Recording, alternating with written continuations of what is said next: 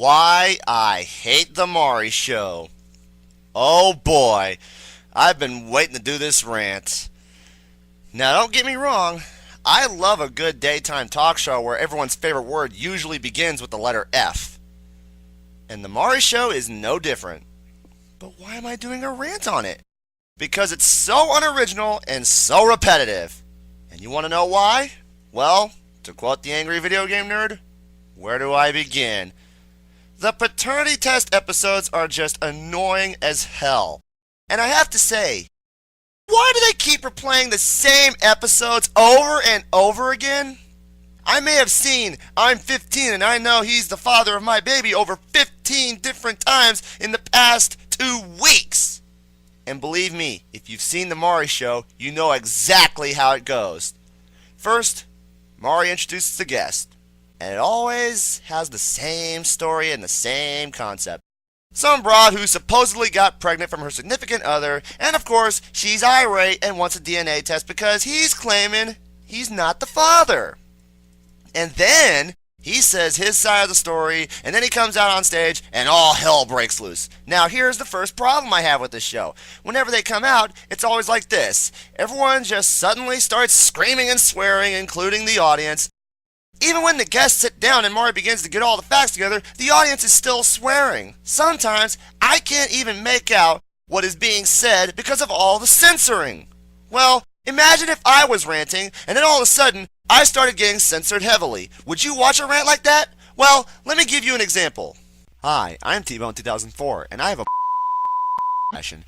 I think goes there are more don't have an ounce of and Al was probably the in the history of and be. Let me tell you, you're some kind of I know I'm but it gets my crossed. But let's move on to the second issue I have. The mother believes he is the father, when in reality, she knows straight up that she was a damn streetwalker when she was with the guy and slept with nearly, I don't know, the entire county. And then, when Maury reads those results, my favorite phrase is always said. You are not.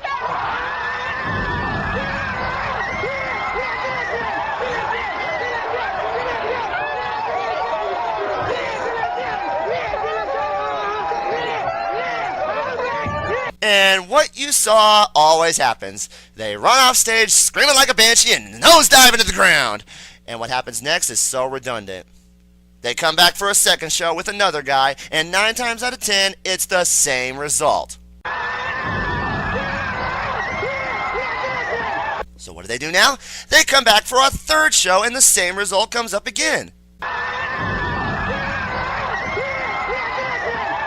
So what do you think they do now? Why don't you take a guess? If you don't know, I've got the answer. They come back for a fourth show! My question is this. Do these sperm traps know how to keep their damn legs shut? Especially those mothers who slept around with like 3 guys and not a single one of them fathered her baby. I feel bad for the child because, well, let me put it this way. He is not the father. You are not the father. You are not the father.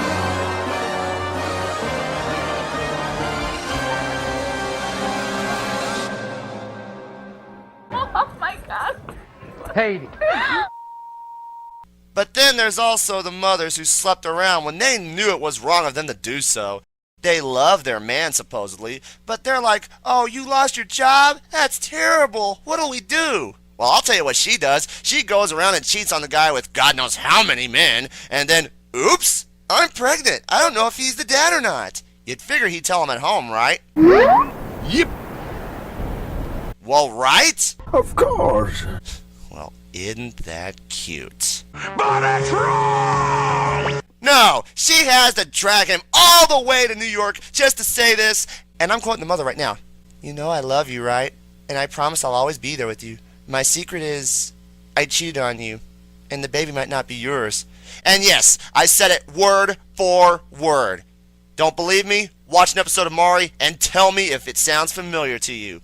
And of course, just like the psycho hose beast, the same result. You are not the father. Well, actually, sometimes it does come out in a good way. The dad ends up being the father, and they live happily ever after. Or do they? Sometimes they do it again. And the second time on the show, it's the other way around. Guys, how can you take back a woman who cheated on you, not once, but twice? The population problem has been getting worse. And if you're watching the Maury Show, you know what I'm talking about. Of course, paternity testing is not the only issue I have with this show. There's more to it, actually. Oh yeah, we're going to pay a good call on our friend infidelity. Now, what is infidelity? It's a simple and very easy to understand concept. It's called cheating on your significant other, and on Maury, this is one of the biggest concepts. And one of my favorites, despite the fact I hate the show. Let me begin with this. The victim, more than likely a woman, is introduced by Maury, and of course she's irate. Believe it or not, there's a big difference in this one. She's irate because her significant other has been supposedly sleeping around, and she gives off the biggest clues. Condoms, mysterious underwear, jewelry, and my personal favorite that usually screws the pooch for the boyfriend or husband, mysterious stains on his clothes. Now, if that's not a dead giveaway, I don't know what is. Then next guest gives his side of the story and makes up the lame excuses like, "Those bruises on my neck aren't hickeys, I got them from a bee sting." I've never seen bee stings that look like a pair of lips, dude. Maybe you should come clean. But do they do this? No. They want to be little babies and lie about it. Why? Because they love their honey bunch. You've got to be freaking kidding me. And then comes the inevitable. Maury introduces the lie detector. And boy, the end result is hilarious. He reads the results, and 9 times out of 10, everything they say is a lie. They have been cheating. You said no, the lie detector determined that's a lie. You've cheated on her with more than 7 different women. You were asked if you ever cheated on Christy with a stripper. You said no, the lie detector determined that was a lie more than once. And it's even more epic when the evidence is so apparent. You asked if the condoms Christy found in your truck were there from cheating on her. You said no, the lie detector determined that was a lie. Okay. Christy. Like the sex stains on his underwear, do you think your wife or girlfriend will believe that those stains came from work or sports? Well, maybe if the sport was lie about having sex with a girl you met at the YMCA. Sorry, but that's not the case here. And that's also what makes it hilarious. Since the results are so apparent, why don't you just take a guess what the female guest does? Yep, she goes in a tantrum mode and starts beating the crap out of her boyfriend or husband, starts throwing shit around, preferably a chair or a potted plant on stage, and of course, like the Angry Brothers, she runs off stage and nosedives to the floor, bawling like a baby. I don't know how many times I have seen this to tell you how funny it is. Let me give you a typical demonstration of what your guest does when they find out the results.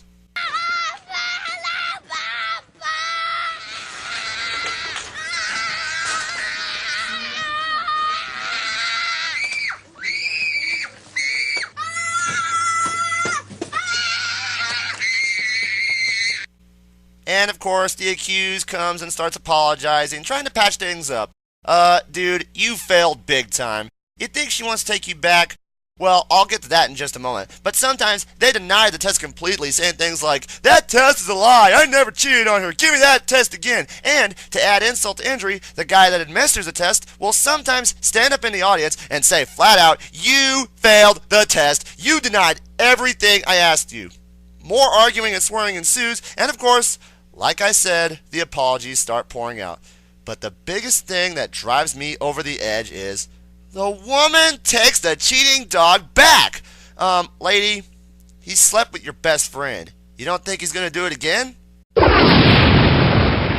They come back for a second show, and he's up to his old tricks again. Same result as last time, only the cheating amount has doubled in number. This time, she doesn't want to take him back. It's a sad day for the man until they come back for a third time, and the same damn thing happens again. And this time, he confesses to the cheating rather than taking the test. She runs off again, she dumps him again, and it seems like all hope is lost for this couple until... Wait for it. Wait for it.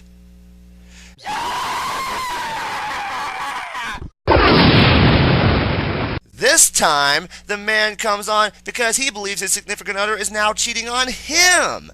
Wow. Talk about poetic justice. If there's one thing that could save this relationship now, it would probably be marriage counseling. Or, if that's not working, just give the guy more sex, and this problem will eventually go away. The best example of this issue would probably be Joe and Shelley, seeing as how they appeared on the show like 8 times, and now they're happily married and living happily ever after, at least for now. Let me tell you all right now, if you're in a relationship that is full of infidelity, get out of it right now. You know they're going to keep cheating on you if you take them back. Some of the guests don't do that, and sadly, some of them end up with STDs, unwanted children, or worse, HIV and AIDS. And I've seen it happen. It's very, very sad. You know what these people lack? Logic. See, I told you logic would be a factor in this part. So with that being said, it's the same pipe dream over and over and over again. You said no, the lie detector determined you were telling the truth. Wait a minute. You were asked if you ever had sex with a man during your 2-year relationship with Janice. You said no, the lie detector determined. Are you serious? Said no, the lie detector determined you were telling the truth. Well, I'll be damned. Some of them actually tell the truth? Wow, that audience is so judgmental. And have you noticed that? They always take the side of the victim, when in reality, sometimes the accused is the good guy. Stupid inbred dickholes. So far, we've covered bastard children and the mothers who are paying the price for their promiscuous ways. We've also covered the cheating dogs that lie about their double lives. But there's one last piece to this puzzle. So, here it is. Those young little tramps who flaunt their bodies and make their mothers miserable. Oh yeah, we're really going deep now. I can tell you this much, these episodes are my absolute favorite, right under the lie detector test episodes, because of the fact that these kids are the reason that our sense of decency, our sense of morality, and of course, our sense of logic has been thrown out the window. Possibly because of Britney Spears. Excuse me. And for what? Because I want to have a baby, mommy. Believe me, if you've seen the Maury Show, you know exactly what I'm talking about. Let's begin with the first of many problems I have with this. First of all, the parents are obviously distraught because of their child, but they play the victim to a major extent. Yeah, because their precious little girl is out having sex at age 16. But sometimes the age is lower. 15, 14, 13. God forbid you get a whore that's 12. And if someone can show that to me, I am going to be amazed. Hey, look, I found one. But here comes the next issue. They come out in their skimpy clothes and talk about how they're ghetto girls, with all the great words included, like, my mama, y'all don't know me, so shut up. Shut up or I'll beat the head out of you. And my personal favorite, whatever. Whatever! Whatever! How about this one? Catch me outside. How about that? I never get tired of that. Anyway, they come out talking trash to Maury, thinking they're Jackie Awesome or Jackie Be Cool or anything like that, saying how they're awesome, they're with it, they're hip. One girl in particular that I absolutely get fed up with is none other than the legendary Victoria. She was the infamous girl that was on the I'm gonna have a baby mission. My name is Victoria, and I'm 15 years old, and I don't care what my mama says, I'm gonna have a baby. I will do whatever it takes to take care of my baby. If it has to come out to prostituting my body, then so be it. Case in point, that sums her up in a nutshell. So anyway, I'm gonna adjust my baby in all brand names, and if I can't support it, then I guess I'm gonna steal it. My mama thinks that I'm not ready to have a baby, but I have everything my baby will need. Okay, fine, we're done with you. So anyway, I'm not just having sex with one, not two, but 3 different guys. That's right, I'm a player, but that's cool because I got it like that. Okay, I don't care. Well, what I was gonna say was, My life dreams are to drop out of school, to be on Girls Gone Wild, and to have my baby. well, go then. Just shut up. And there's nothing my stupid mother can say to change my mind. Shut up! Shut up! Every second you speak is killing something I used to love inside of me. Will you please just shut up? God! I have never heard a stupid whore just keep going on like that.